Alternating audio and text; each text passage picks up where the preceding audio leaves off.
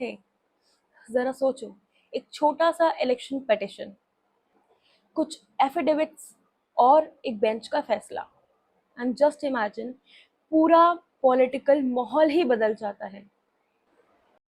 ये कहानी है इंदिरा गांधी वर्सेस राज नारायण केस की, एक जजमेंट जो आगे चल के एक इमरजेंसी का बीज बो गया।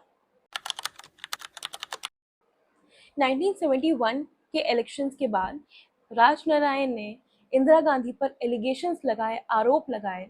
कहा गया कि गवर्नमेंट ने, सरकार ने इलेक्शंस मशीनरी का मिसयूज किया है और इलेक्शन एजेंट्स का पोजीशन गलत था और कैंपेन में स्टेट रिसोर्सेज यूज किए गए। और जहां तक ये एक आम पॉलिटिकल डिस्प्यूट नहीं था, इसमें लीगल टेक्निकलिटीज, विटनेस टेस्टिमनी रही थी और एक बेंच की आंखें भी थी जो फैक्ट चेक कर रही थी। 12 जून 1975 के दिन जस्टिस जगमोहन लाल सिन्हा ने एक ऐसा जजमेंट पास किया जिसे कभी भी उस टाइम पर किसी ने एक्सपेक्ट नहीं किया था। उन्होंने इंदिरा गांधी के इलेक्शन 1971 को वॉइड करार दे दिया, रद्द कर दिया, और ही उन्होंने कुछ सालों तक इलेक्टरल ऑफिस से डिस्क्वालीफाई तक कर दिया। इतना ही नहीं, कोर्ट ने कुछ फाइंडिंग्स भी लिखी थी।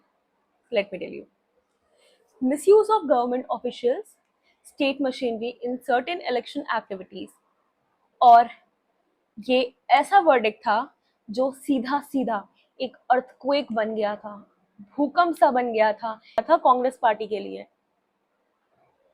अब इस सीन में दो चीजें हुई थी, एक तो पॉलिटिकल अपोजिशन और पब्लिक एंगर का मोमेंटम था, और दूसरा लीगल काउंटर्स और पॉलिटिकल स्ट्रैटेजीज। तभी इंदिरा गांधी ने सुप्रीम कोर्ट में एक अपील फाइल करी, लेकिन पब्लिक का मूड बदल ही रहा था।